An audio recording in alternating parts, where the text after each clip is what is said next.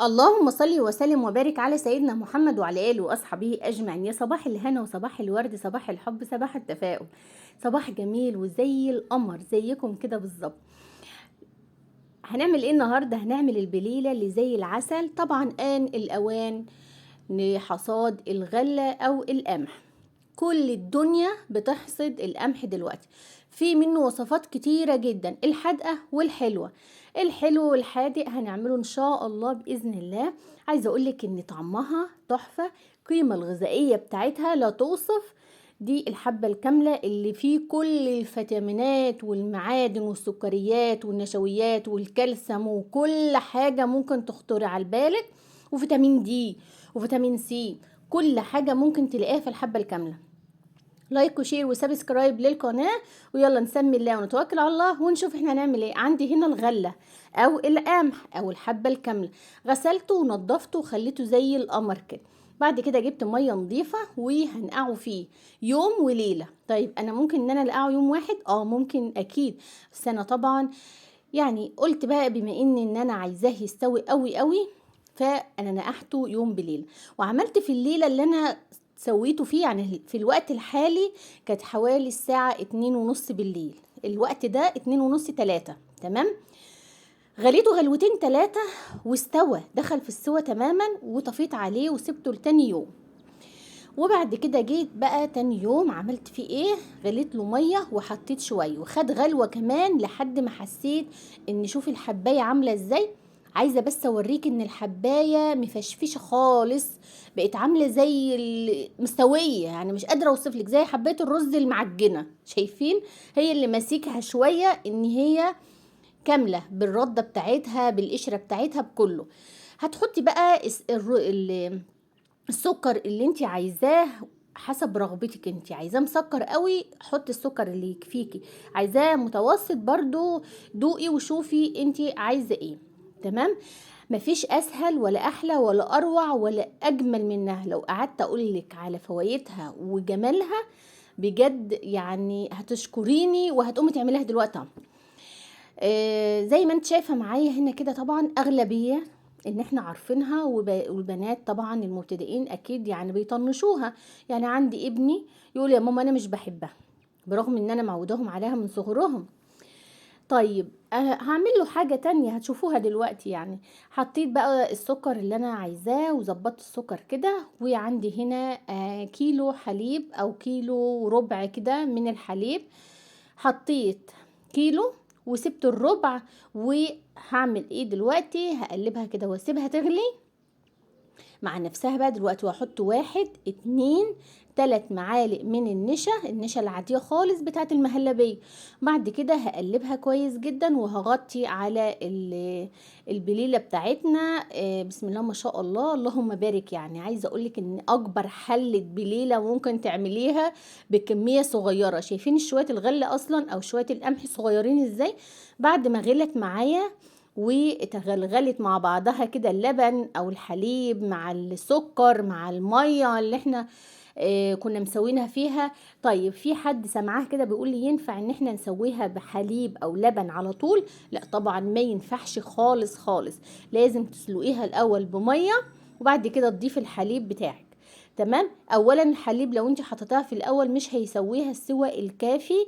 ثانيا ممكن يقطع منك من كتر الغليان، ممكن يفور، ممكن يعمل لك حاجات كتيره. انما افضل حاجه انك تعملها بنفس الطريقه. بعت ابني بقى يجيب ايه؟ فانيليا. حطيت 2 فانيليا بالطريقه دي. والطبق اللي انتوا شايفينه على البوتاجاز اللي هناك ده انا عملت له طبق مهلبيه لوحده كده بالحليب. ساده يا ماما، حاضر يا حبيبي. من غير مكسرات يا ماما، حاضر يا حبيبي. مش عايز اي حاجه عليه غير ان الحليب وسكر ونشا بس. بعد كده هتبداي ان انت تقلبي بقى لحد ما ياخد بقى ويدي بشكل ودي مع نفسه كده، ويعمل ان هو تقيل. يعني يعمل الايه؟ تعمل نفسها تقيلة كده. اساسها هي مطلعة كل النشويات اللي فيها. يعني دي دقيق، ده القمح اللي احنا بنعمل منه دقيق، يعني مطلعة كل النشويات بتاعتها. يعني فيها دقيق، فيها نشا، فيها كل حاجة. فهنحط هنستكفي منها حلة كبيرة. هنستكفي ب3 معالق من النشا. بعد كده هنقلب بقى بالطريقة ديت. ونبدأ بقى نكون محضرين البولات بتاعتنا، غسلها ومنضفينها بالطريقة دي، ورصينها فوق بعضها ومحضرينها. تمام تمام، مركزين؟ قولوا مركزين. شايفين القمر؟ قولوا شايفين. طعم بقى يا جماعة مش قادرة اقول لكم على جماله وحلاوته بجد.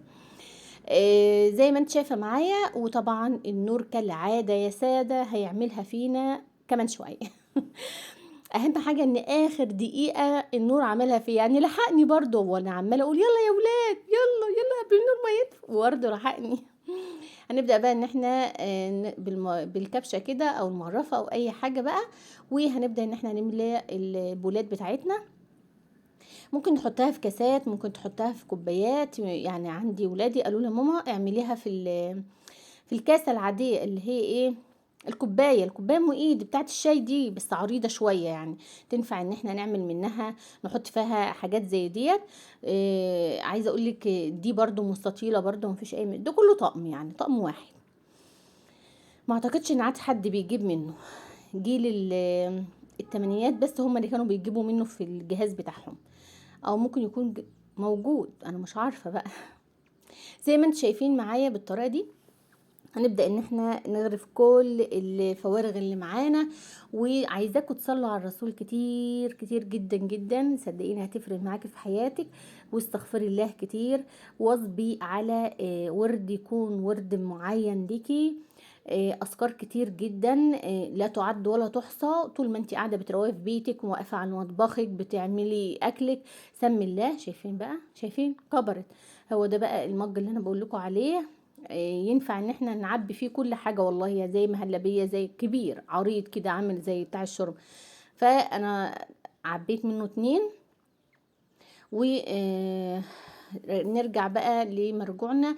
دايما وانت واقفه تغسلي مواعينك في مطبخك، في ترويق اوضه النوم بتاعتك، الصالون، الريسبشن، اي وانت ماشيه على الطريق، صدقيني كل خطوه وكل طريق هتمشي فيه وهتذكري الله، وهتقولي اذكارك اذكار الصباح والمساء، هتقولي الورد بتاعك كل يوم كل يوم. كل ما تمشي على اي طريق صدقيني هيشهد لك يوم القيامه ان الارض اللي انت مشيت عليها وذكرت الله فيها هتبكي يوم رحيلك.